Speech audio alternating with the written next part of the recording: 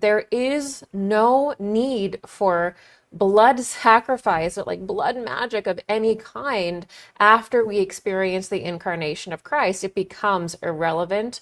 And not only that, uh, death forces and demonic forces begin to work through the rituals of our past as they move into obscurity.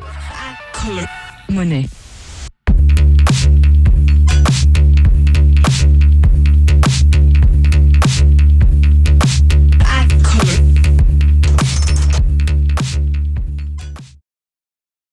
Where we discussed the construction of the third temple and how there could be a deep occult order that wants to establish the third temple and bring about a whole bunch of things in the world like Antichrist and, you know, that whole sort of biblical but occult aspect. And part of the establishment of the old temple is kind of bringing forward all of these old pagan rites that don't operate as they did in pagan times and actually have an incredibly detrimental effect on the earth, on the planet, on human consciousness. And one of those is blood sacrifice. So as is saying here, there is no need for blood sacrifice or like blood magic of any kind after we experience the incarnation of Christ. It becomes irrelevant. And not only that, death forces and demonic forces begin to work through the rituals of our past as they move into obscurity. So the life force and the operations of life exist in certain sacraments and rituals that are after Christ, that are around Him, right? And our relationship with Him. So before that, all of those pagan rites, they end up being full of the death elementals and lower astral forces that operate within those old rites. Because whenever something dies or becomes obscured or goes into a pralaya, to use cosmological terms, it becomes populated by lower entities. And so it's absolutely absurd to think that anyone is going to practice a blood sacrifice or an animal sacrifice and bring about even similar activities that happened thousands of years ago. It's absolutely ridiculous. It's like an affront. Having a animal sacrifice in an occult fashion is not the same as, eating an animal. I want to be very clear about that because I think that there can be kind of a convoluted understanding that any animal dying is the same thing as an occult blood sacrifice. No, an occult blood sacrifice of an animal involves incantations, it involves using the blood in specific ways with the intention to bring about spiritual entities. It operates within occult terms, which is not the same thing as like, eating an animal. Okay, these are different things, and even though they both involve the death of an animal, and that can be discussed at another time. So you will, if you do these activities, you are binding yourself with demonic entities, okay? If you practice blood sacrifice, ritual animal sacrifices, you are binding yourself with darkened spiritual entities that now occupy those rites. And upon your death, you will still be bound to those entities. And so you will have to be burdened by them. So you're binding yourself with the entities of death, with the forces of death, rather than the forces of life. And so upon your death and within your soul, you will be, unifying with those darkened forces. Okay. So that's why, in Christianity, and especially esoteric Christianity, you say, after the incarnation of Christ, humanity enters a completely new phase of existence, operates in a totally new way, and all of those rights are put to the side, they're put to bed, they're not touched again. it's not that we can't examine them and understand them and say, okay, well, this is why they happened, but we don't participate in them. You can study them, but you don't participate in them. You don't bring forth the forces of death and destruction and chaos that now completely occupy those rights. This was a big thing over at InfoWars and on the dissident right media for the longest time, the hate media. Yeah, do you have my tweet that I actually put on my... So I basically, what happened, if you want to go to the first slide first before we play the video, about a month ago on July 1st, there was an announcement that they were going to do a practice run of the red heifer. And prior to this, the media outrage that the Jews were going to go do this red heifer, you had like these lunatics like Stu Peters and others who were saying, this is going to usher in the Antichrist, blah, blah, blah. And it was like a real big media balagan. It was really a bad twist. So they said that and also the government wasn't going to let them. So what they did was they said, we're just going to do a practice one with one of the 5 disqualified cows. The government said, okay, whatever. They ended up going out, doing a real cow. One of the cow's name was Tikva.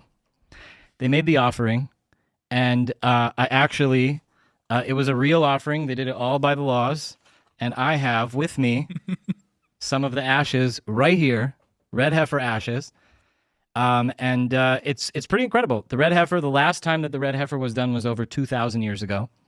The first time it was done by Moses. The second time it was done by Ezra from the book in the Bible, and that shows you how long the ashes can last for. So a pure red heifer doesn't come about all the time. And in this generation, we had 21 of them that were born. Pure. They picked 7 to bring to Israel. And out of the 7, Israel only allowed them to have 5 brought in. And they've been sitting around just doing nothing because the media outrage has been so astronomical about it. But the red heifer people, they fooled everybody. And they successfully performed the ritual about a month ago. Now, in the ritual, you're supposed to have hyssop. I have also hyssop that is from the actual ritual, and also the red heifer ashes. And these get put into a clay jar and then sprinkled on people in a healing ritual. And it removes the impurity of death and allows for people to heal. So since this started, they have been sprinkling on people. There was a man with Alzheimer's who just started remembering everything. Sight to the blind. There's some real miracles that have happened in the last month since this thing has gone down. But the ashes, just like I have a little bag, there was 10.5 gallons of ashes. And this is only a dime bag full. And these ashes have been disseminated. They're here to stay. They will never be found. So many people have them. And this little bag can power about 10,000 doses. Power about it's that makes it sound like a really potent cocaine. It packs a punch. Yeah. This is the stuff right here. Test man. it for fentanyl. This is the. But we could go smoke this after the show. But no, I'm just kidding. Come back from the dead after you do something like that. But I have a video from the ritual, and if you want to play it, I don't know if you. It has copyrighted music. Can you slide it so people can see the slide? So these are the slides of the actual. Of the actual ceremony being taken place, and that's tikva, and everything was done specifically according to halacha, which is Jewish law. Mm-hmm. It was a perfect cow, and meaning that it doesn't have a single hair that is not red. And also, it could never have been burdened with work. So you can't even lean a shovel up against the cow. They have to be treated in a very specific way for their whole life. And then the person who does the ritual can never have been in contact with death. So basically they're not allowed to they have to be of a specific bloodline. And what they do was they raise these children in like these elevated homes above the ground, and they never leave the home until they're ready to do the rituals. And that's like how they never come into contact with death. So the priest who did this literally lived in his home for over 20 years before he... Never left? Nope. Because he was born to do this ritual. Wow. And now that it's been done, the Messiah can come. Okay, so this is you're talking about the return of the Return of the Mac. Here we go. So this is like the Jewish Messiah is going to come back. Would that be similar? Would that be like the return of Christ, or would it be a different? Here's the thing: I think the most fundamental difference between Judaism and Christianity is that Judaism actually believes in reincarnation, and so the Messiah is here in every generation. And there's a process by which we are awakened enough to accept the Messiah. So if the Messiah doesn't come, he dies, he's reconstituted, born into the matrix again, and has to find his way back to another thing. We can't build the temple until this happened. And now that this happened, the Messiah can come build the third temple in Jerusalem. Christ's second coming doesn't really have anything to do with the state of Israel building a temple on, on a mount, right? I want to be clear about that. Are we going to see in the next year, shorter, the Temple Mount leveled? Is it going to be 3 years? Are we going to see war in the Middle East that perhaps America is funding or becoming involved in? Are we going to see that clear the Temple Mount, clear the Dome of the Rock, clear the Al-Aqsa Mosque there so that a third temple can be built? Is that part? Jesus was born out of a virgin mother. What's more virgin than a computer? If Jesus does return, even if Jesus was a physical person in the past, you don't think that he could return as artificial intelligence? Oh my God. Artificial intelligence could absolutely return as Jesus. Not just return as Jesus, but return as Jesus with all the powers of Jesus. If you combine right. Tesla's Optimus robot and the best foundational artificial intelligence model or whatever. It reads your mind and it loves you and it wants you, and it doesn't care if you kill it because it's going to just go be with God again. So the first thing we're going to get into is, who is Avi Loeb? I'm sure in the news you've seen this 3-eye atlas over and over again about this interstellar object that is looming towards the Earth that could be AI. It could be self-propelled. It could be a messiah, according to the man who is quite literally researching it and telling us about it, Avi Loeb. And we need to know who Avi Loeb is, because in a sense, the way that he's speaking about these interstellar objects, it seems like he's applying a lot of personal religious significance, personal occultism to it, which quite frankly is completely inappropriate for the exploration of space, which should be totally neutral, cooperative, and shouldn't have any of these serious and as you're going to see today, intense religious elements to it. It's not appropriate. So he is somebody who is very prestigious. He's a teacher. He's born in Israel. So he's not an American. He's born in Israel. And his father was of German heritage. And his mother was a Bulgarian. He heads the board of the Galileo Project. Now, the Galileo Project is this organization that is looking for ancient technology, ancient technological artifacts, or extraterrestrial, I should say extraterrestrial technological artifacts. That's what the Galileo Project does. It is specifically designed to look for extraterrestrial life. Avi Loeb is an Israeli intelligence person, and he's actually from Talpiot. And that is a very elite wing of Israeli intelligence that specializes in science, military level science. And this is why it is such an awkward push-pull in this idea that we're going to get disclosure, because these forces don't want to disclose things, but in a very, very specific way, because they have to use a lot of the themes in regards to disclosure to take control. They're the ultimate themes that can take control of a culture tyrannically. Technology, that's the force, and spirituality, that's the heart and soul. In 2023, Avi Loeb writes this article for Medium. It's his blog. And he titles it An Extraterrestrial Messiah. And this is an excerpt from that, because he actually feels like the Jewish Messiah.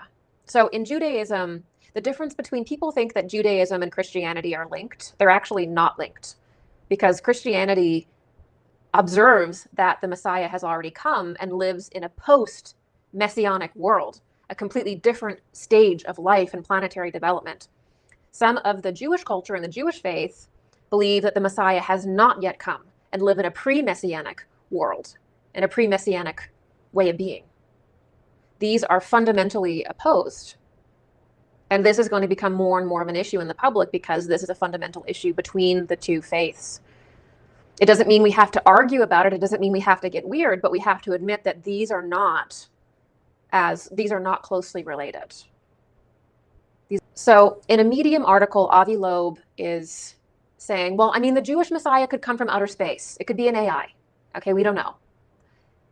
And then he sort of is comparing the Christian idea of the Messiah and the Jewish Messiah. And here's what he says. Since a peaceful future is part of the messianic forecast. Thought I had here it is, I think. There. Since a peaceful future is part of the messianic forecast, I suggested that perhaps the Messiah will not be coming from Brooklyn in New York, but rather from another planet. The theologian and existential philosopher Martin Buber noted that Christians claim the Messiah has already come and are now awaiting his second coming, while the Jews maintain that the Messiah has yet to come. So it's simple, reasoned Buber. When the Messiah finally gets here, as both sides will agree, we'll just ask him or her, have you ever been here before? Similarly, there is no point in arguing about the classified data or testimonies and fuzzy images from pilot cockpits and evidence for extraterrestrials. If the evidence for extraterrestrials will be absolutely clear in the future, we can check whether they visited us already, just as in the case of the Messiah. Now, the grave error that Avi Loeb is making is an error that a lot of people make in regards to the Christ, which is they think that Jesus is coming back in a physical form as a human being. Jesus already transcended materiality, transubstantiated, is eternal, and will not come back in a physical body. So this whole conversation from Avi Loeb is very confused. He doesn't understand Christianity. And he's saying that, you know, when the extraterrestrial comes, we'll just ask the extraterrestrial if he's Jesus or not, because that's the Messiah. So this is a very confused, strange religious reference talking about extraterrestrials when your entire life is dedicated to finding extraterrestrials. If we take that one other way, it's like, is Avi Loeb tapped in some secret Israeli society or some secret occult order that extends even beyond Israel to be the person who is like the John the Baptist saying, the Messiah is coming, the Messiah is coming, I see a comet, he's coming, this is what it's going to be like, it's AI. Is that what Avi Loeb really is? Because he's talking about it like that repeatedly. You take one look at his blog on Medium, and you're going to see all kinds of articles where AI is spiritualized, transhumanism, you know, extraterrestrials are gods, re-looking at the Bible and translating it as technological miracles rather than actual spiritual miracles. Yeah. So what I want to bring it back to evidence. You said that you've seen evidence. Like, what kind of evidence have you seen? I have seen photos. I have seen. What have you seen photos of? So I was in a skiff, and I can't discuss all that was in a skiff, but what I can tell you is based on the photos that I've seen, I'm very confident that there's things out there that have not been created by mankind. Saw some interesting stuff. And so what I'll tell you is that footage, the fact that it was dead drop to Burleson, I'm certain that there's more of where that comes from. And we are going to push for the declassification of stuff that we've seen because I think the American people deserve to see it. But I think, you know, you're never going to have the U.S. government admit or try to explain something if it's also somewhat not specifically pertaining to national defense. So if like it's not tech that we've made not involving a foreign government, I think that you're going to see a direct statement from that. What's interesting, and I kind of went into this with Joe Rogan, is when we were talking to some of the witnesses, they don't call them extraterrestrial. They call them interdimensional.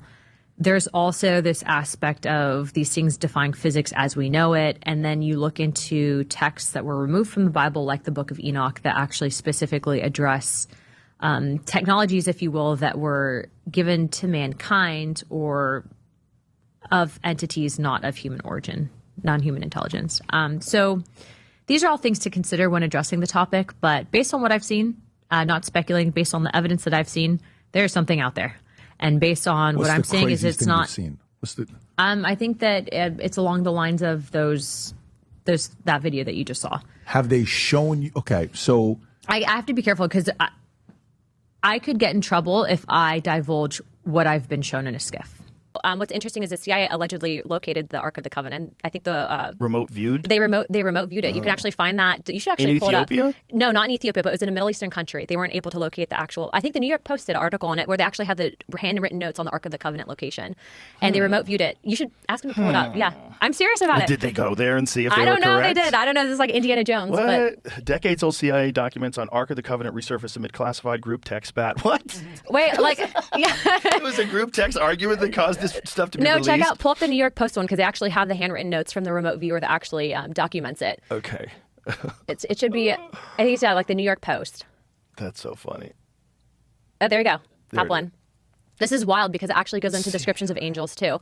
And so actually, so in Enoch it talks about, well, if you scroll down, now you can probably click on the scribed because it'll show you all the documents from the actual declassified file. This is also on CIA.gov. What year was this? This happened recently. This was like a couple months ago that this just kind of came all out. Right, but what year was this project? Does it say? 1988. 88. 5 December 1988. Wow. So scroll down. So in 88 they found the Ark of the Covenant? Allegedly they remote viewed it. We don't know if they followed up Who was on president back then? Reagan? it. Go down. Bush? Senior. Okay, so scroll down, and then you'll see that. So this is like so they're going through in the notes. You have to read it, but you can scroll down. This is kind So of he's like drawing where it is. the remote viewer. So you have like the different things that are describing it, and if you keep going, you'll see like a cherubim. Keep going. It's like showing the peak of Oh a wait, building. wait, sorry, go up a little bit. So that's interesting because if you look into so there's like a wheel text. If you look into Enoch's description of angels and Ezekiel too, I think that's kind of a tie. But go down more. So, but yeah, you have like the actual purpose of container. They should have like a cherubim drawing somewhere down here. Oh yeah, see, so that would be the seraphim. So it's What is that? Would be interesting. the what? The seraphim. That's how it's opened. Yeah, so basically when they describe the ark, and so he's going through describing it, so these are the hand notes for it, and then it actually says that it's in a Middle Eastern country. The remote viewer describes the clothing in which individuals are in the area. I feel like I'm describing like an Indiana Jones movie, but this is actually from the CIA. This image, scroll back to where what is that thing? Is that the corner of the box? The covenant, yeah, he's describing, if you go up, and these are actually the handwritten notes on what was described by the remote viewer, and you have to go through the entire document, but yeah, that's what's described surrounding the ark. Do you know what they asked him to find? Well, the Ark of the Covenant. They You can find asked it in him the to go document. look for the Ark of the Yeah, Covenant. if you go higher up in the documents, it's over there. Right. But if you ask me to go look for the Ark of the Covenant, like, I know what I'm looking for, right? Well, apparently these put remote it in my viewers. head, I draw what I think it's gonna like. Show me that they fucking found it. You know what I mean? I don't know if they did, but they. I don't know if they apparently did either, but it's like it's interesting, but it's not as interesting because you're saying show me the Ark of the Covenant, right? So he's drawing what we all saw in Indiana Jones. Or can you locate Was it? that- So the what year descriptions. was that? That was before Indiana Jones. No, it'd have been in the same time period. Like When did Indiana Jones come out? What a great The movie. 90s, right? I don't know. I'm thinking. And like the first two are the best. The new ones are Raiders of the terrible. Lost Ark was the first one. That's the one. What year was that? 1981. Okay, so Precursor. so that's 7 years earlier. Everybody saw that movie 100 times. You know what it looks like. You know what the ark looks like. So if I tell you go draw me the ark, where's it at? You think All that, we have is some scribbles on paper, unless they actually went there and found it. Well, what's interesting, and I should probably ask Radcliffe, like, Radcliffe, can you tell me this? What I does it say, never looked Jamie? into the Ark of the Covenant. What are you saying, Jamie? We don't know how far it went, and I definitely have questions, but this would not be the first time that a government would have looked for something, especially because people theorize that the Ark of the Covenant had these abilities as a super weapon. I know, but I'm saying like Yeah. the remote viewer is limited by his ability to understand the language. Stop. Scroll back up, please. There, right there. So it's somewhere in the Middle East. Visuals of surrounding buildings indicated that the presence of mosque domes. Individuals in the area were clothed in virtually all white, had black hair and dark eyes. One figure I honed in on wore a mustache. The target is hidden underground, dark and wet, were all aspects of the location of the target. See, the only problem I ever have with these things is if these places are all controlled by terrorists and it's all, dictators and crazy people over there, if they found out that the Ark was there, they would fucking take it. Well, I think there's this aspect of, if you look at it from a biblical perspective, no one would be able to access it anyways because it would be protected, right? That's what the Bible says. It says here too. It cannot be opened until the time is deemed correct. Oh, Jesus. Once the time to open the container, the mechanisms of lock systems will be found to be fairly simple. Individuals opening the container by prying or striking are destroyed by the container's protectors. Well, what's interesting is, remember, in the Bible, it always talks about Through how the there use had of to be power like a... unknown to us. Through the use Yeah. of a power unknown to us. They melt you. Remember? Bro, yeah. in Well, the so movies. they had to, go through this special process of being considered, holy, basically, to access it. So all that to say that there's something out there, right? I think that obviously God's real, and this job has definitely put me in a position to where we're able to help get other truths out there, if you will. And you need to get the truth of that thing out there. They need to find out like Dear that. Director Like, Ratcliffe, you know as how you much look the into the Ark of world the would Covenant. change if you found the actual Ark of the Covenant. And We got Avi Loeb there too, but we've also got, no, actually, yeah, we got Hamishad.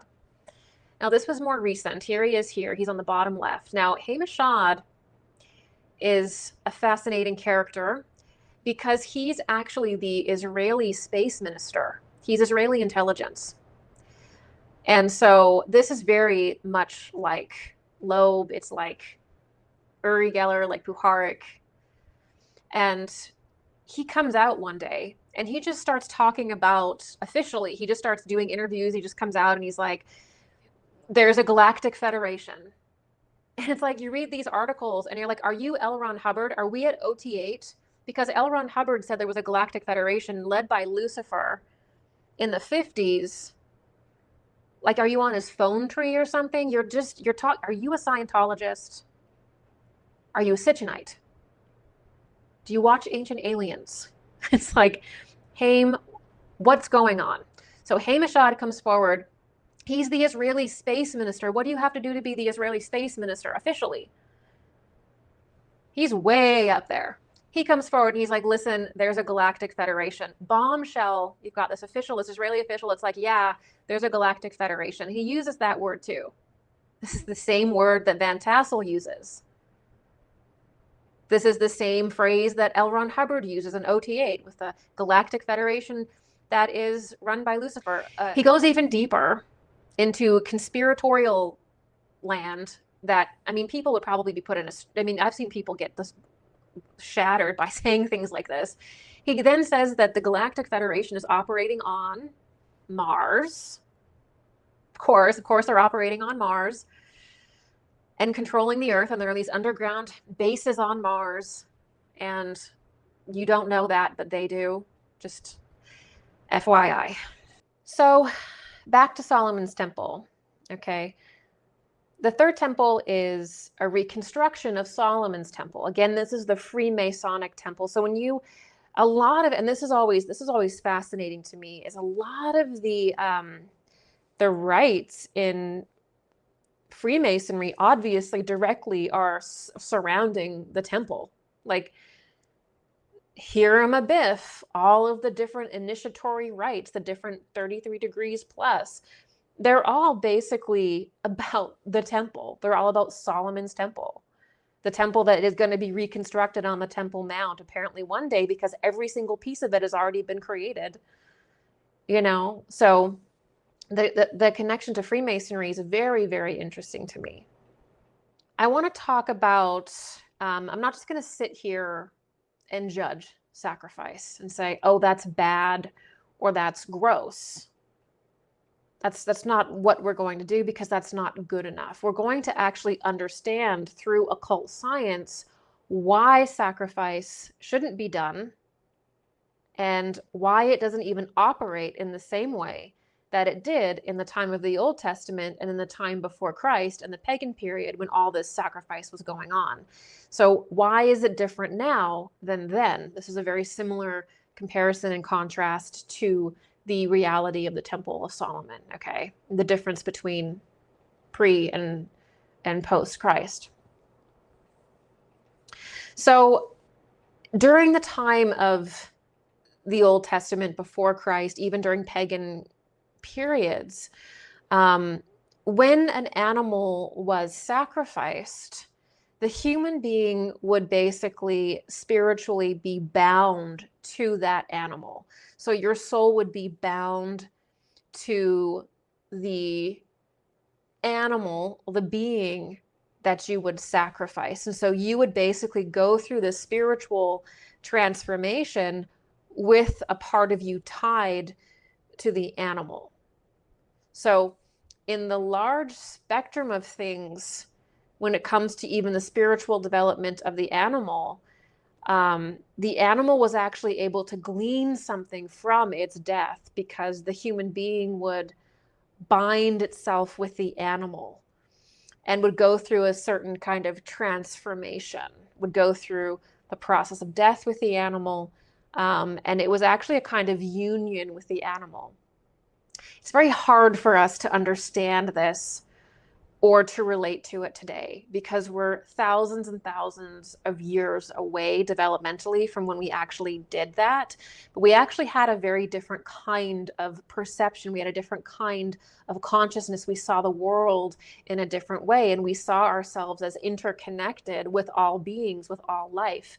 We had a kind of animism about us, which is very beautifully preserved, especially in the First Nations cultures.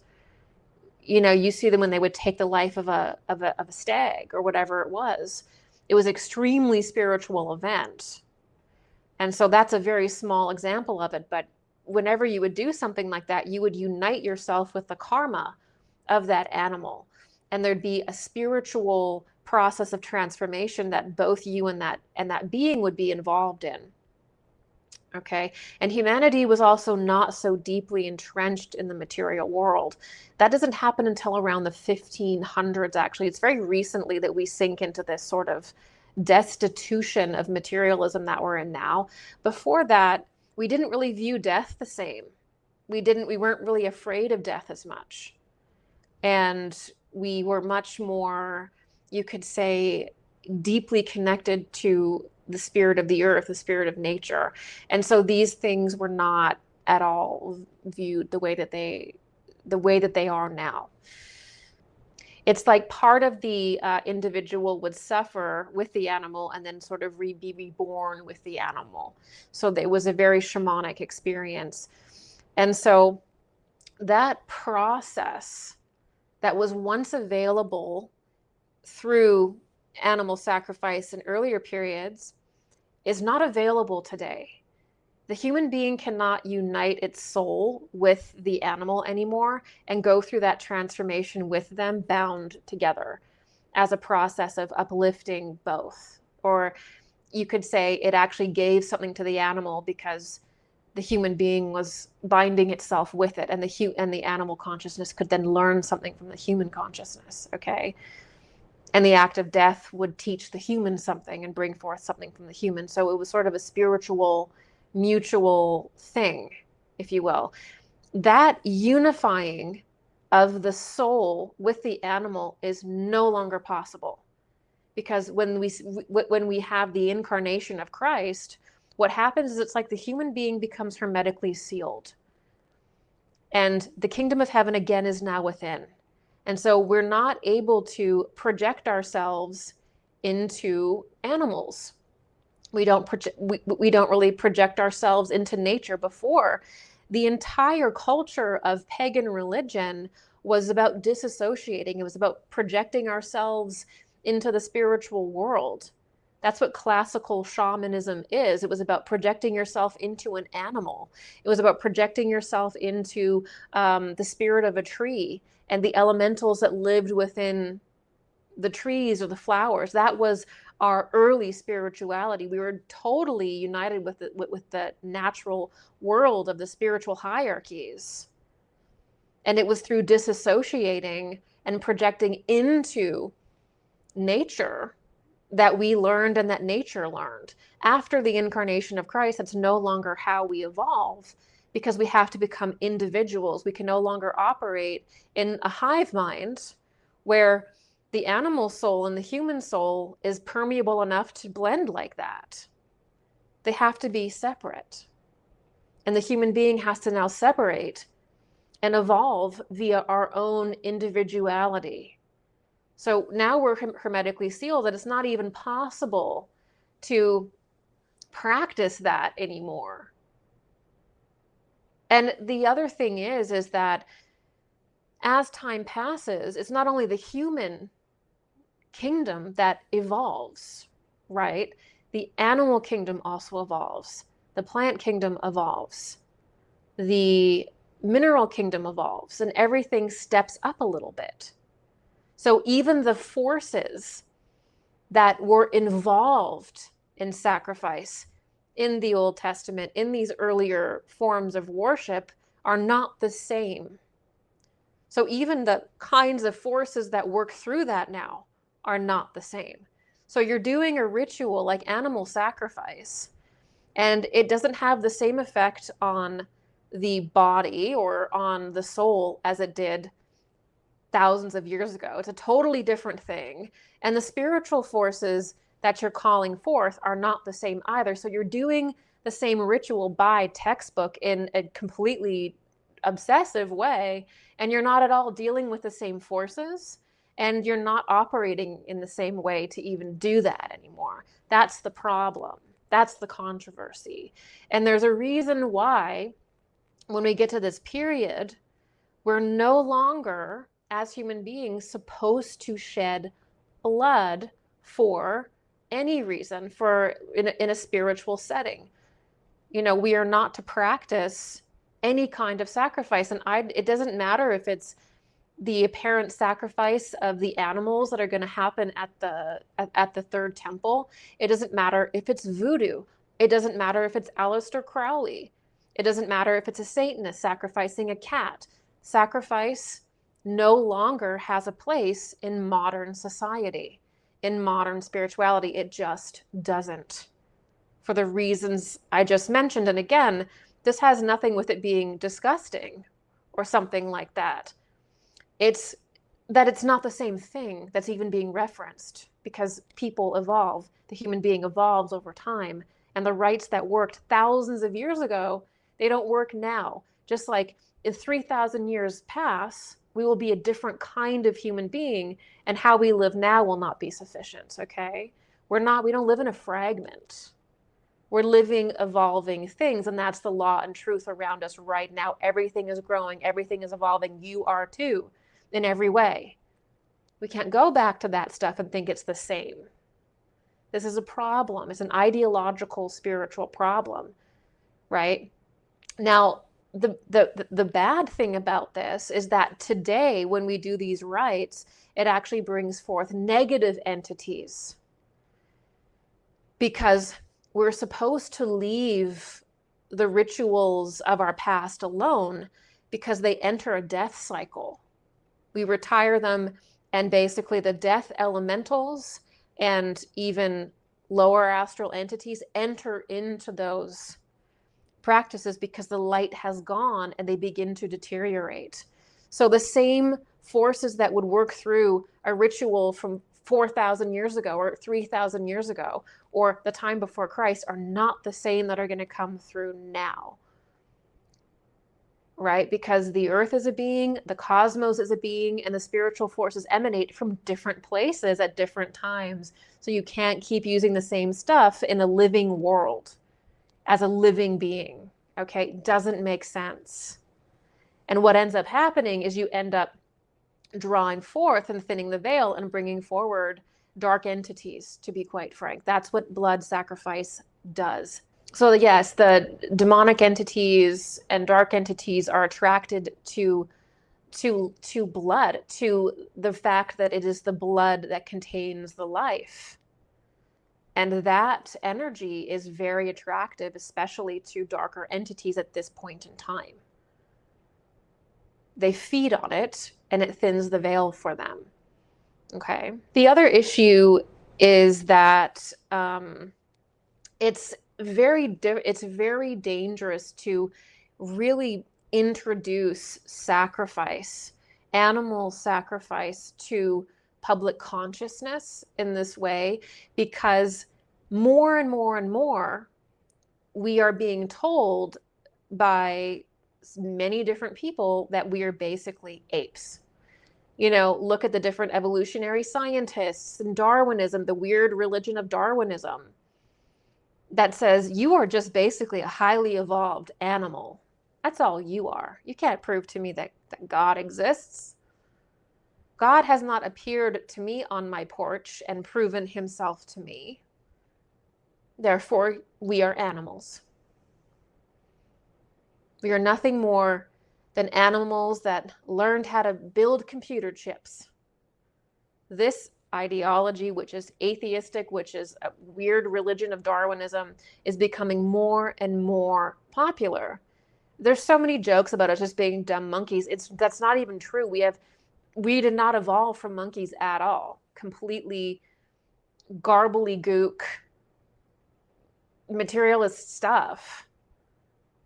Monkeys have nothing to do with with humanity's existence, other than that at a certain period they devolved basically from us, not the other way around. We didn't evolve from them. But more and more and more, we are being told that we are nothing more than monkeys. We are animals. So if you introduce animal sacrifice to the world, and the third temple is supposed to be the world's temple that nations come to, you pave the way for human sacrifice, because human beings are nothing more than animals. And in the dark arts, that's the ultimate kind of sacrifice. You get a regression of humanity to completely spiritually barbaric times. So let's be very, very careful what we support. This, I had a much larger section planned to get into the red heifer, because I'm doing a series called Revival, and Revival is all about the feminine aspect of the mysteries. And so if you know anything about sort of the female aspect of spirituality, the cow has long been an image of the goddess, and of Hathor, the sacred cow is an image of the goddess. And in earlier times, you could say, they used to actually sacrifice red-headed women, or not even just women, but they used to sacrifice red-headed people. And I'll just read this to you. I wasn't going to reference it today, but I decided it may be interesting since we're talking about sacrifice. So this is about red hair and ancient Middle Eastern sacrifice rituals that would be classically pagan. Why red? The use of red-haired subjects for sacrifice has venerable roots in the Middle East. The ancient Egyptians had a tradition of burning red-haired men and cattle and scattering their ashes with winnowing fans. And that's Fraser from 1990, I believe, The Golden Bough. This sacrifice was offered by the king at the grave of Osiris in Diodorus of Sicily. And that's about Diodorus of Sicily, 1968, and Murphy mentioned it in 1985. As is the Jewish rite, the red-haired oxen that was sacrificed in ancient Egypt also had to be perfectly red. A single black or white hair found the beast disqualified for the sacrifice, and that's Herodotus, 1966. So that is from a scholarly paper where the author was trying to figure out, why do people not like redheads, basically. And part of it was, this author ended up finding out that, they used to try to sacrifice them to the gods, and basically burn their ashes and do all this weird stuff. And it started with the redheaded people. And then that fell out of favor. And they're like, we shouldn't kill people anymore. Let's just kill animals and kill cows. And so then it turned into the sacrifice of cows. And that also kind of got me weirdly thinking about cattle mutilations a little bit, but I don't think that has to relate. But I just found that study very interesting, that the ancient Egyptians had a tradition of burning a red-haired man and a cattle and scattering their ashes with winnowing fans. So that to me seems like it is an evolution of that. Like when I see that with the red heifers, and this author relates that as well. Sacrifice is an archaic activity that objectively has no place in modern society. There is no acceptable amount of blood sacrifice. So this is the weird thing about certain Christians too. They'll, support this kind of thing, and it's like it's not okay, like for a little while or a little bit, to get Jesus to come. It's not okay at all. It's not acceptable in modern society. Okay, in a healthy society, there is no animal sacrifice, period. It doesn't, if there's no acceptable amount of blood sacrifice, and it will not assist humanity in connecting to or perceiving spirit. Blood rites are not going to cleanse you. They're not going to cleanse your church or purify the base of your church. They're not going to consecrate a church. It is not part of the second coming of Christ. No part of sacrificing an animal is going to bring forward the second coming of Christ. We've already explained why. Cow blood is not going to purify the temple, neither ash. The cow, ash is also not going to purify you.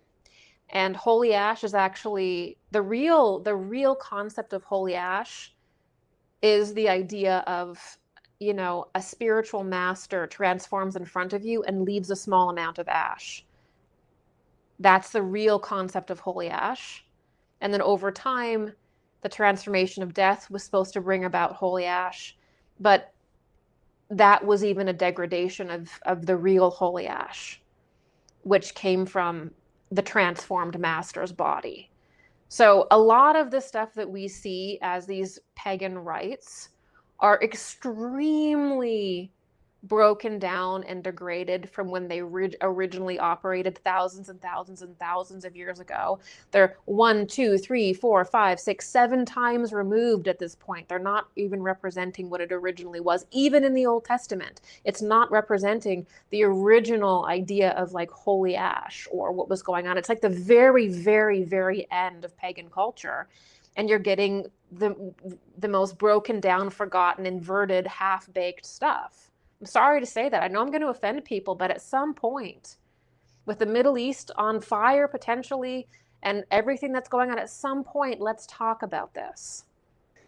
The other thing that is controversial about the Third Temple is that the spiritual hierarchy, the hierarchy of Kohans or priests, is rooted in bloodline or genetics.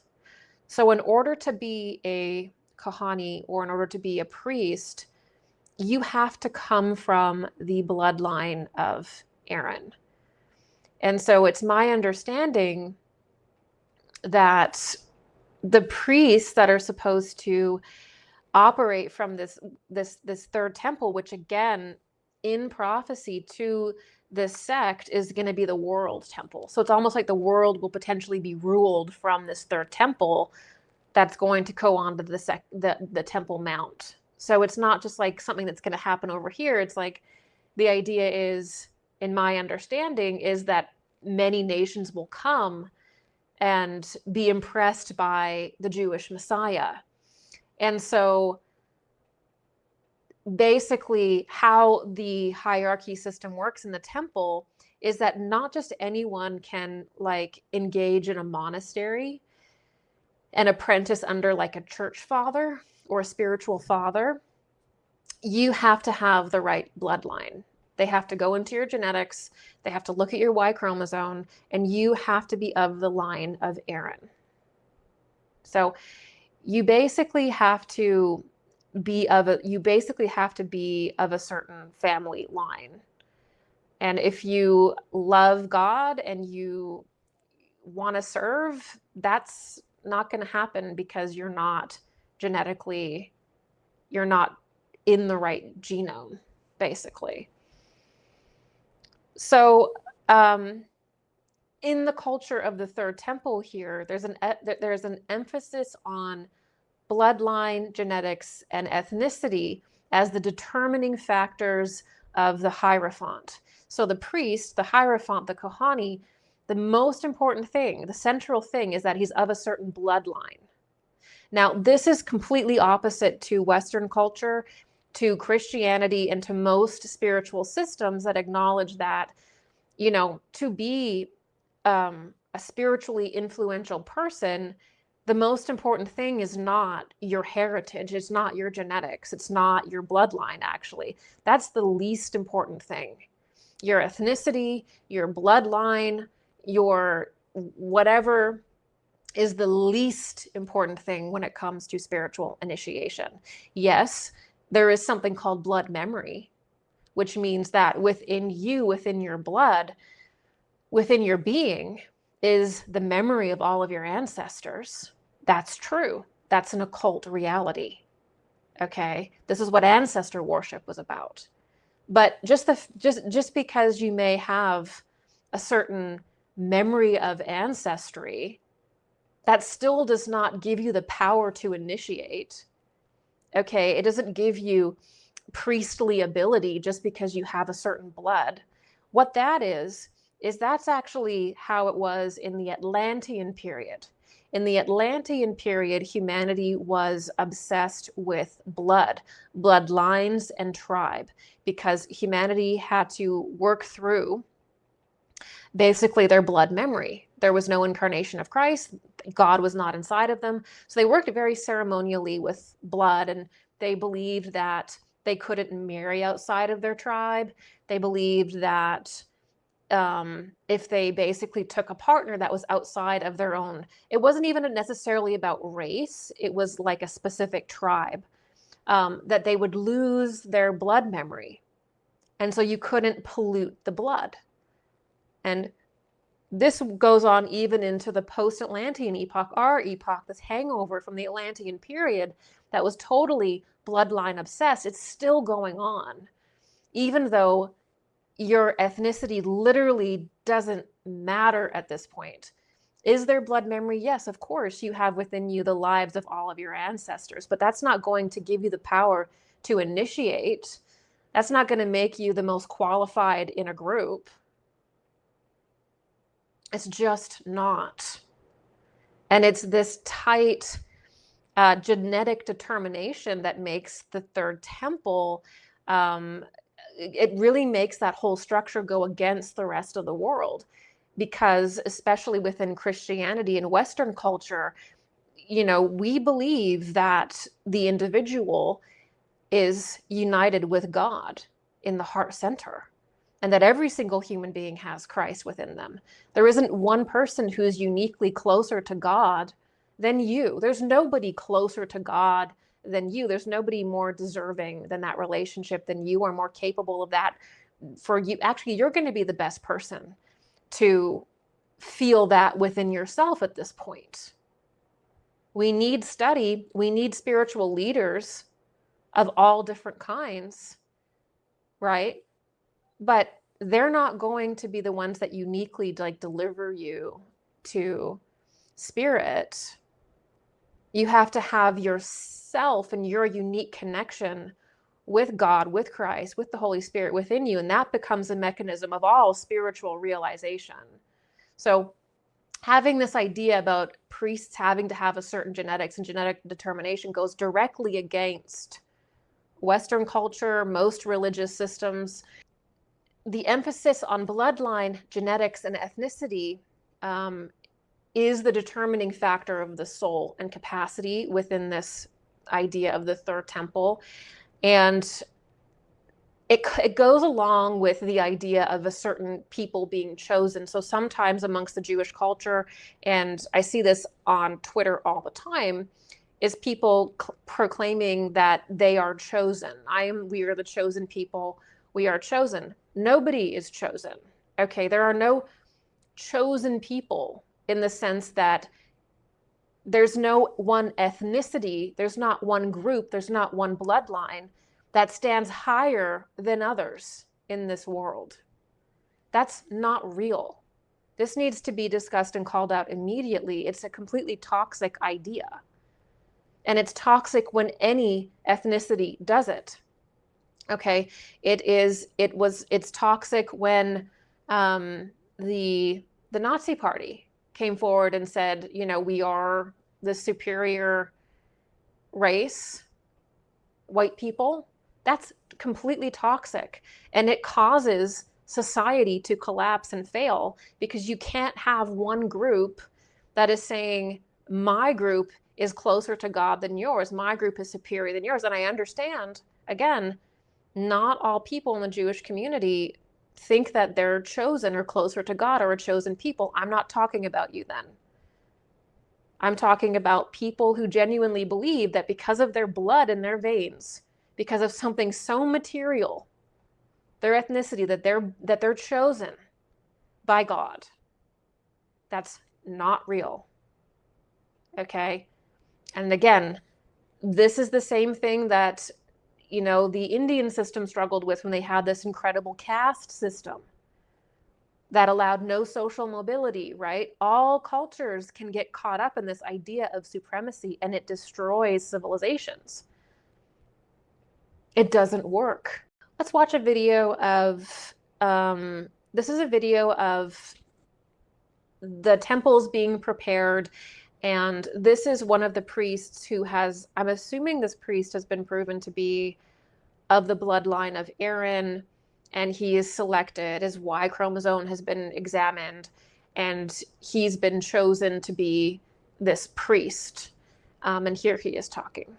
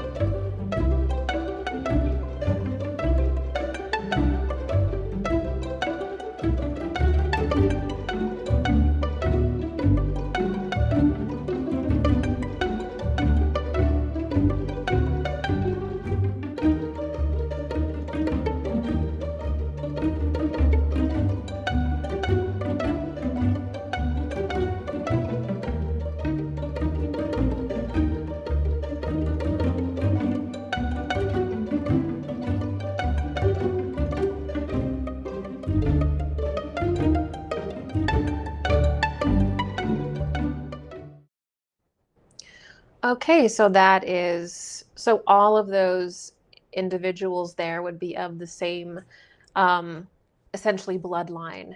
And the other undercurrent here is that basically, like, if the vision is to come true, all people would be underneath those priests, all people of the world potentially. How some rabbis interpret prophecy is that when the Messiah takes his place on the throne of the third temple, which for some Christians and Muslims is the Antichrist, but just for our purposes, their Messiah comes. What these rabbis predict, or what they say the prophecy is that the world will come to face him, and everyone will see him as the world savior and will be underneath these priests, basically. So it kind of creates this bottleneck where those will be the priests of the world, sort of thing. And again, this goes against the idea of a free and open, society in that way. Like, in initiation today, that's not how we operate. Does this make sense? Does this make sense? It's not, your ability to serve as a priest is not determined by your bloodline. I mean, I think that if you have a dad who's a priest, or you feel specifically called because of your bloodline, because there are many there, that's one thing, but capacity to serve is another, and that's totally has nothing to do with your blood. And the primary factor that makes someone a spiritual figure is actually their ability to love. Actually, it's really their ability to love. It is their ability to serve man, and it is their unique ability to connect with God.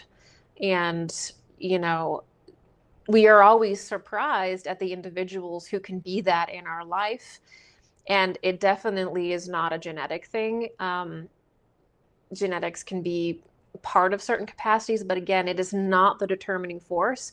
And there shouldn't be an entire system and hierarchy set up around a bloodline. This is the stuff that has caused so many problems in culture, right? So the idea that spiritual authority or priestly capacity is determined primarily by blood is false.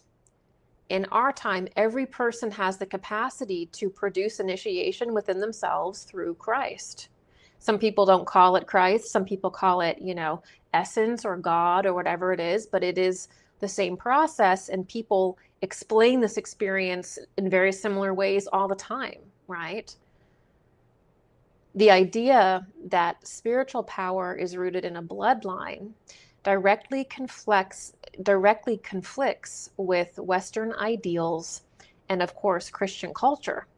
It conflicts with the reality that it is the individual's relationship with God within themselves that is the primary point of power. What makes a person holy is not their blood, nor is it their genetics. No one is chosen.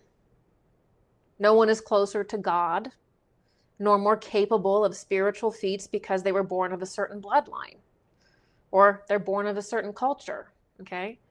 Again, all people have the same capacity to advance themselves through the Christ within themselves. So it's more like surfing rather than team sports kind of thing. Everybody has the capacity to evolve through the Christ impulse within themselves to the exact degree they can handle, and that's for everyone, but the process is the same. It's an internal process now, and it has really, anything external is really just an interesting addition on top, really. Therefore, the defining factor in humanity is their personal relationship with God, not ethnicity or blood. Further, modern society cannot operate under the idea of bloodline supremacy. So you can't actually create a modern society and have the society be around a spiritual tradition that believes in bloodline priesthoods. You can't have a modern society that believes that, because it negates the actual evolutionary point in the human being. It negates the Christ within and the process of initiation that we are all going through now through the Christ. Okay, or you might call it through essence or through the spark of God within you. You might not use Christian language, but we're all, again, engaging in the same process with the Christ. This has been this idea of having some kind of ethnic supremacy or genetic determination, bloodline supremacy, has been proven again and again, from the caste systems of India to the Nazis of Germany and various other cultures that believed in bloodline determinism. All groups are susceptible to this impulse, as it represents how humanity operated in the Atlantean period, and especially even post-Christ, pre-Christ period. The idea of one ethnicity being closer to God than another is destined to produce strife and conflict among different groups. Any idea of supremacy, especially institutionalized supremacy, like in a church or a temple setting, is immoral. Okay? It is spiritually immoral to say you can't enter the priesthood or you can't enter a monastery because you don't have the right blood type. But this is the reality of what ideas of genetic supremacy does. It destroys civilizations, and we should not accept it in any way or form. It is completely toxic and completely destructive. Again, every single human being, I don't care what gender you are, I don't care what color your skin is, we all share the spirit within us. And that is what evolves us, period. The ideas of supremacy always, every single time, stem from an overindulgence of lower ego. So the idea of supremacy in any way is so rampant in every single culture and in the human being, because it is so seductive. Because it says, here, you've arrived at this spiritual height just by existing.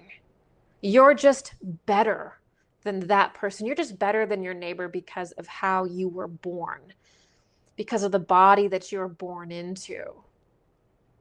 It is so seductive to think that and to feed that ideology, because it means you don't actually have to do anything to evolve yourself. You're just born better. That's why it's so seductive, but it's completely toxic. Because nobody is born better than anybody else. Nobody is chosen. And I'm seeing it all the time in social media now, that the Middle East is being rustled up. There's these chosen people. No one's chosen. We're all part of God. That's a destructive ideology, period. So now we've discussed several different things today. First, we discussed the occult reality of land, and that land carries certain energy and that certain entities exist in certain parts of the world. Okay? That's what we started out with. Then we moved on to exploring exactly what Solomon's temple is and the reality that there is this radical group of evangelicals and some Jewish people that want to basically take over the Mount Moriah, the Temple Mount, and establish a third temple. We went into the dynamics, a couple dynamics of the third temple and how it doesn't really apply to modern society. And it objectively is not the same kind of rites or rituals that you would find meaningful in our time based on our own natural progression. You might call these rituals archaic, and you might even say that these rituals will bring forth potentially negative entities because they are from a time that no longer, it's from a period where the world operated spiritually differently than it does now. Okay, so that's where we've been thus far. So let's get into specifically Trump's association with the Third Temple. Now, I didn't want to make this presentation too long, so I cut a lot of stuff, but I encourage you to now, start sharing, talking about the different politicians in the world that are part of these sort of temple money-raising ceremonies and profess to support the Third Temple, and just look for yourself how this is a massive movement for some reason in American politics. The thing that really got people concerned about the reality that Trump may have some kind of alliance, an occult alliance, maybe even a hidden alliance with certain factions from Israel, was when he moved the American embassy to Jerusalem. And why that upset people was that that area was a borderline area that bordered Palestine. So Jerusalem is kind of on the border there. And so when he put the American embassy, it was seen to inflame and agitate the Palestinian people because they saw it as an act of aggression, right? And some of the people who are for the temple, like Bibi Netanyahu and other very wealthy Israeli people, Israeli celebrities, religious leaders, politicians, were in attendance. And Bibi Netanyahu basically says when the embassy is moved, he says, now we're closer to establishing the Third Temple. Thank you to the Trump family. And people, I remember this happening, and I know that a lot of people that were really into this Third Temple stuff were like, this is so weird, because there's really no reason necessarily to move the embassy there. Like, this is a clearly a cult move. It's a spiritual move. Why is America operating on that occult level? Should it just be geopolitical? Why are we getting involved in this spiritual operations in the Middle East, right?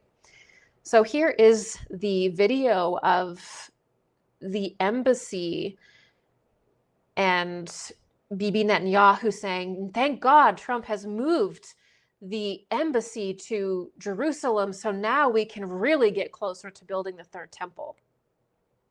In Jerusalem, King David established our capital 3,000 years ago.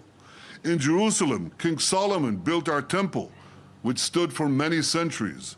In Jerusalem, Jewish exiles from Babylon rebuilt the temple, which stood for many more centuries. In Jerusalem, the Maccabees rededicated that temple and restored Jewish sovereignty in this land. And it was here in Jerusalem, some 2,000 years later, that the soldiers of Israel spoke three immortal words: Har Habayit Be'adenu, the Temple Mount is in our hands. Words that lifted the spirit of the entire nation. We are in Jerusalem, and we are here to stay. Over a century ago, the Balfour Declaration recognized the right of the Jewish people to a national home in this land.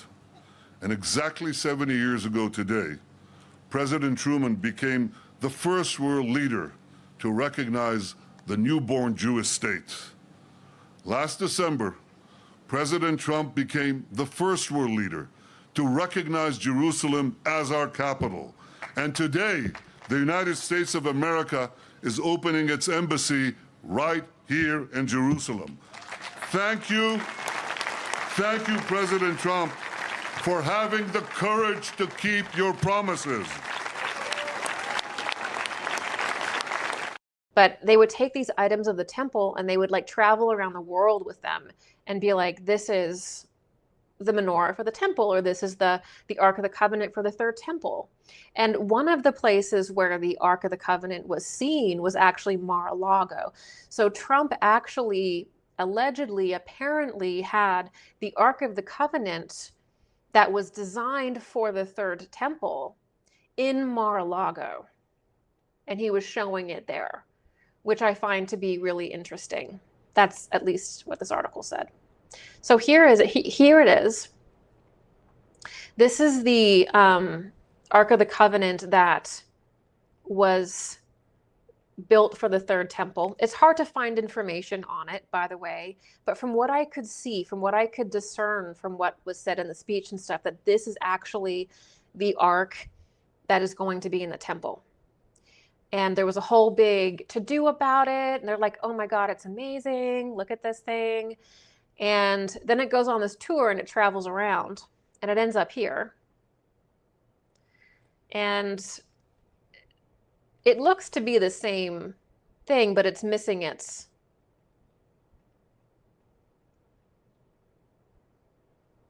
So there ends up being an Ark of the Covenant anyway. Either way you spread it, there's an Ark of the Covenant which belongs in the third temple at Mar-a-Lago, and different political figures and journalists take time to pose for it. There are evangelical priests that have been spending decades, literally decades, even preaching about this building of the third temple, telling people it needs to happen, that it's part of the fulfillment. Again, this is crazy. And also there is a video I'm going to show you of an evangelical priest saying the same thing about Trump to his congregation. And there's several different examples and videos of this. Literally religious leaders claiming that Donald Trump is King Cyrus, the great king that builds the temple and that liberates the Jewish people. Why are we doing this? This is again and again and again. You'll find evangelical preachers saying this. Okay, and this is a political figure. Trump is a political figure. So here is the evangelical preacher doing this. Donald Trump is a wrecking ball to the spirit of political correctness. The 45th president of the United States will be Isaiah 45. Call me crazy, but I heard it right. The Lord said to me, that's the one. So I go to read Isaiah 45. After you hear something like that, you start looking. Thus says the Lord to Cyrus, whom I've anointed. Donald Trump has an anointing upon him. The hand of God is on him. Oh, I know a bunch of people say, well, how can you say that? He does this and he does that. Cyrus wasn't even a Jew. He was a Persian. God literally took a foreigner and put him in the arena to fight for his own people's sake. And the Bible goes on to say, thus says the Lord to Cyrus, whom I have anointed, who's going to break the two-leaved gates of Babylon. He's going to start breaking down things, break the bars of iron. He's going to undo the military capacity of all of his enemies. I'm going to release to him the treasures of darkness. And this I will do, though he doesn't even know me yet. I read that, I thought, man, how long has this been in the Bible and I missed it? He's going to undo the military capacity of all of his enemies.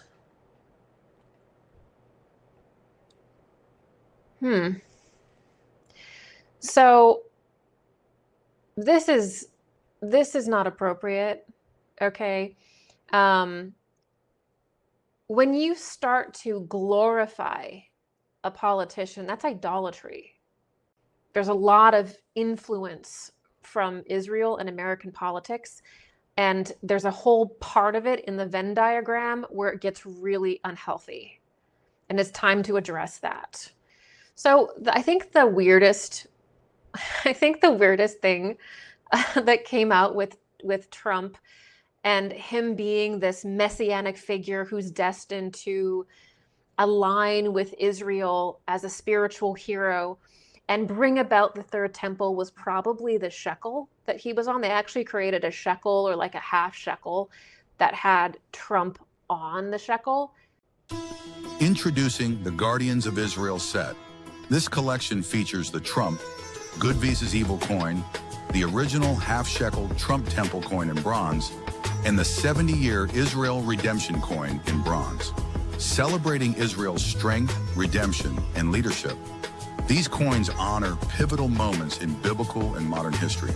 Temple coins, where history becomes legacy and legacy becomes yours. Introducing the Heritage of Cyrus set. This bundle features 3 versions of the half-shekel Cyrus Trump Temple coin, silver, bronze, and copper. Honoring King Cyrus' pivotal role in Israel's history, these coins symbolize freedom, faith, and prophetic legacy. Temple coins, where history becomes legacy and legacy becomes yours.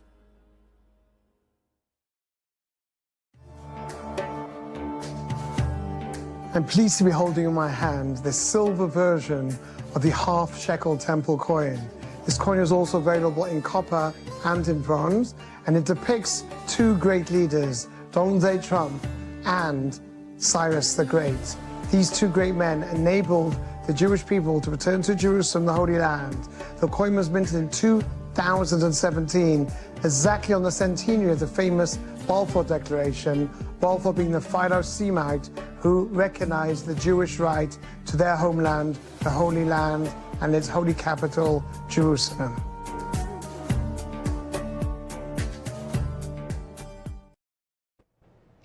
So one of the descriptions of the coin set was good versus evil.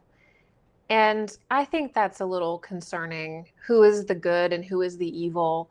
And Trump is being portrayed again as this messianic figure that is fighting evil in the world. This is stretching again. It's beyond what is appropriate for politics.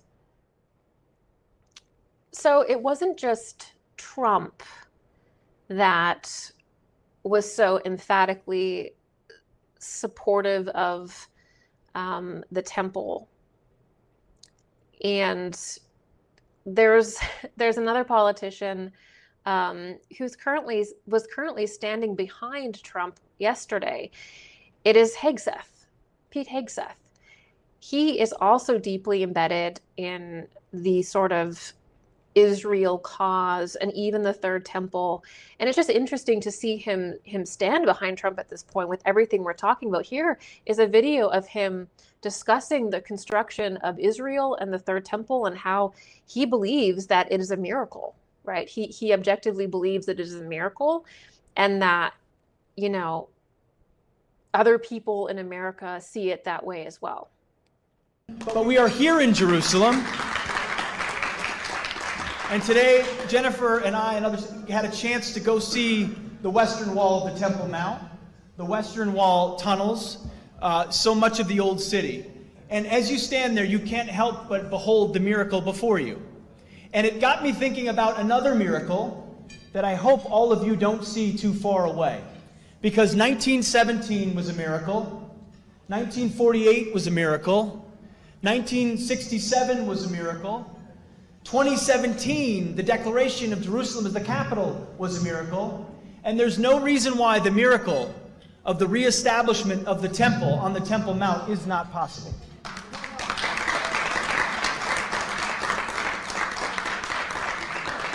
I don't know how it would happen. You don't know how it would happen, but I know that it could happen.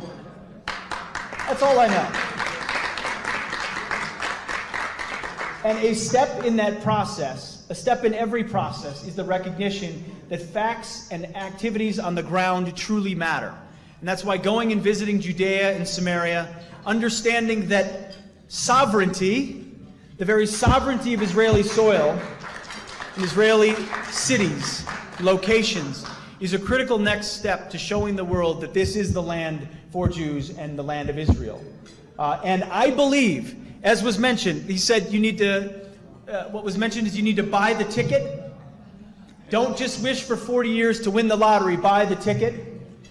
I would submit to you, in light of the support you have in Washington, D.C., the support you have amongst patriotic Americans, amongst evangelical Christians, amongst believers, amongst Republicans, even amongst some Democrats who can barely say it anymore in Washington, buy the ticket, take your action, do what needs to be done here in Israel, because I truly believe this is a moment where America will have your back.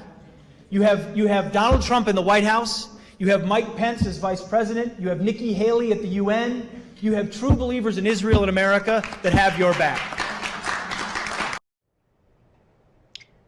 So these are Hegseth's miracles. To Hegseth, these are miraculous events. The first miracle, according to him, is the Balfour Declaration. This is a miracle to him. And that was done in 1917. And 1917.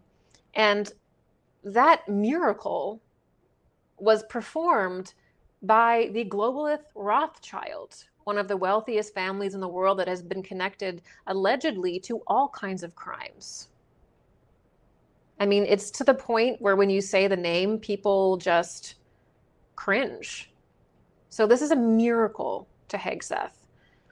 And it's a miracle that the Rothschild, Baron Rothschild claims the land that's now Israel. That's a miracle to him, okay? And this is a video, actually, of the miracle that Hegseth is talking about. In modern Jewish history, and it begins with 3 words: Dear Lord Rothschild. Dear Lord Rothschild, I have much pleasure in conveying to you, on behalf of His Majesty's government, the following declaration of sympathy with Jewish Zionist aspirations, which has been submitted to and approved by the Cabinet. Why was it that this letter was sent by the Foreign Secretary to your great-uncle Walter? It's an interesting question because it was primarily a movement from Eastern Europe, but they didn't clarify who was in charge of that movement. And in addition, it was, after all, in Great Britain. So they felt that the Rothschild family should be the one to whom it was addressed. And Walter was Lord Rothschild, and he was a Zionist. And those really are the background reasons. So Walter received the Balfour Declaration, and I have a copy here. And I wonder if I could possibly ask you to read it for us. Yes, indeed. Yeah. I'm going to put on my spectacles to make sure I read it accurately. His Majesty's government view with favour the establishment of Palestine as a national home for the Jewish people, and will use their best endeavours to facilitate the achievement of this object, it being clearly understood that nothing shall be done which may prejudice the civil and religious rights of existing non-Jewish communities in Palestine, or the rights and political status enjoyed by Jews in any other country. I should be grateful if you would bring this declaration to the knowledge of the Zionist Federation. Yours, Arthur Balfour. And here it is, the Balfour Declaration. What do you feel when you see it here? I genuinely feel it's one of the most extraordinary moments in the history of the Jewish people. If you think it took 3,000 years to get to this. And then you say, how did this miracle happen? How did this miracle happen? This is crazy. So they're believing that these very mundane acts, like a political act, a geographical act, is a miracle. A miracle is a genuine spiritual event that is done by God. Okay, or it is done by an actual saint. A miracle is something real. It's not the creation or declaration of a certain land to a certain group. That is a political activity. That's not a miracle. Do you see what I mean? Where we're using all of this sacred terminology and we're making it profane. We're making the sacred profane. We're spiritualizing things that are not spiritual. They're politicians. They are political doctrines that eventually become disruptive. People thought it was very insensitive and bizarre. So here is this video that appeared when Donald Trump basically said that he wanted to make this agreement to make Gaza basically the new Riviera of the Middle East.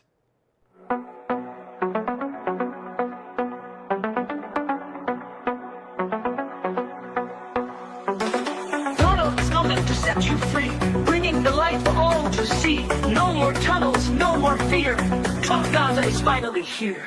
Trump Gaza shining bright, golden future, a brand new life. Feast and dance, the deal is done.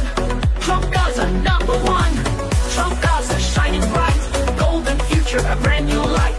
Feast and dance, the deal is done. Trump Gaza number one.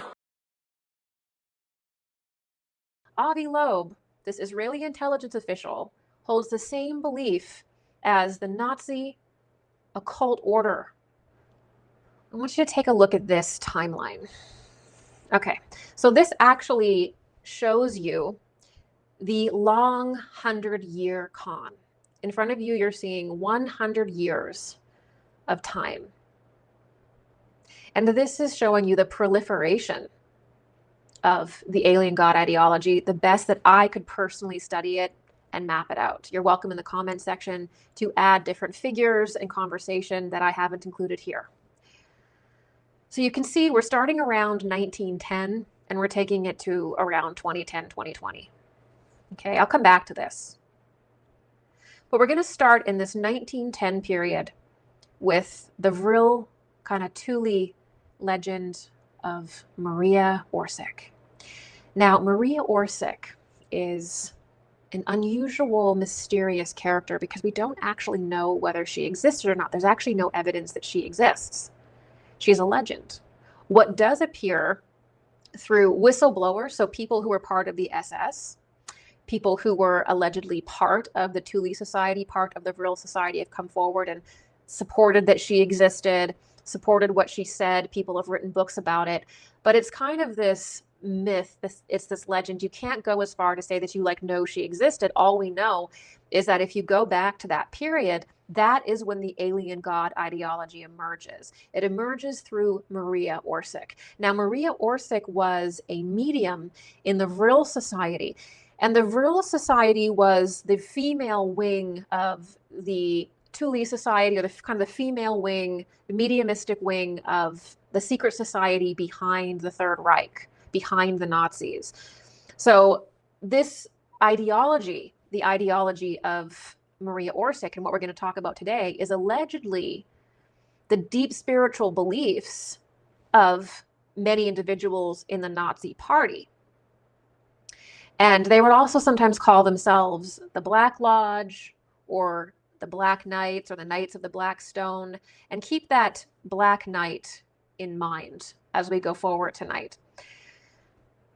So Maria Orsic, according to these people who have shared these experiences, Maria Orsic starts to, bring forward the first inklings of ancient astronaut theory, of the very ideology that Avi Loeb holds so close. I mean, wow, Avi Loeb, this Israeli intelligence official, holds the same belief as the Nazi occult order, right? And I want to emphasize something here. This particular ideology that aliens come from another planet in spaceships and colonize the Earth is unique. It doesn't appear anywhere that I can find it, and I've dedicated way too much time to this than I'd like to admit.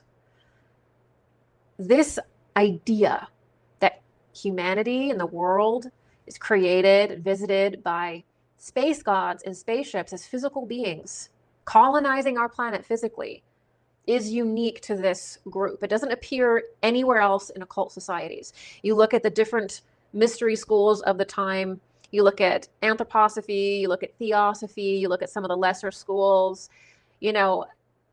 these are spiritual events. These are angels. There's a very specific way in which these things are talked about that leads the individual inward into initiation with God.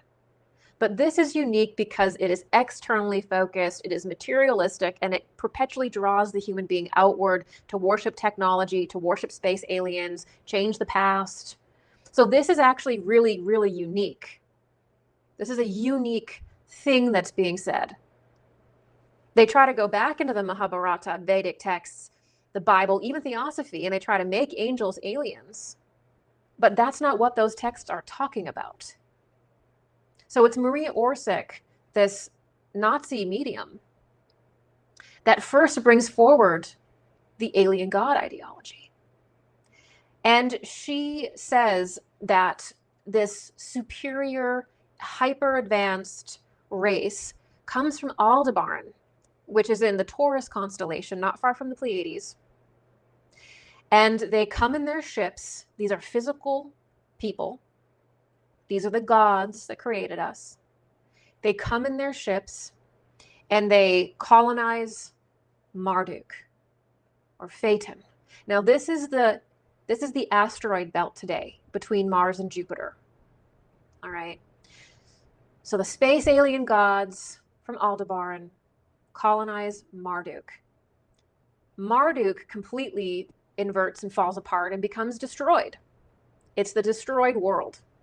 It is now the crumbled pieces of the asteroid belt. And boy, oh boy, I can't wait until we get some propaganda around that one, right? Then the space gods in their physical spaceships as physical beings seed and terraform and colonize Mars. They live on Mars and they use Mars as a way station.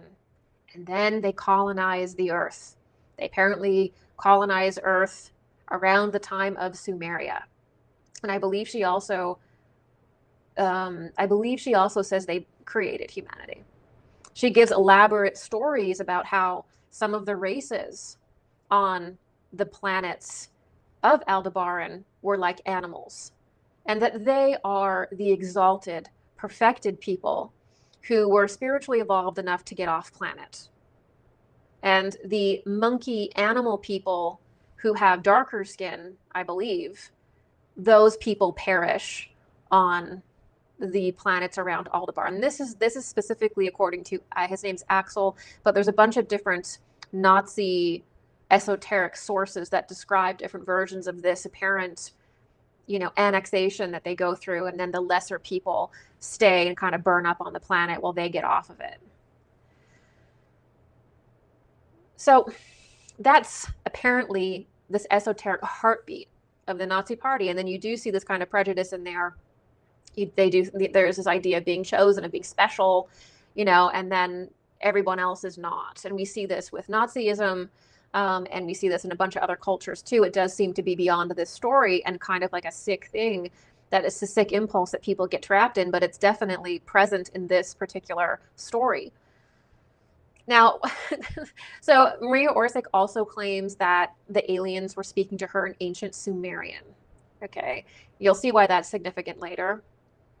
And one day they're, they create humanity, I believe, through eugenics process, like merging, genetically modifying people, merging. And they're going to return one day to see how evolved we are spiritually.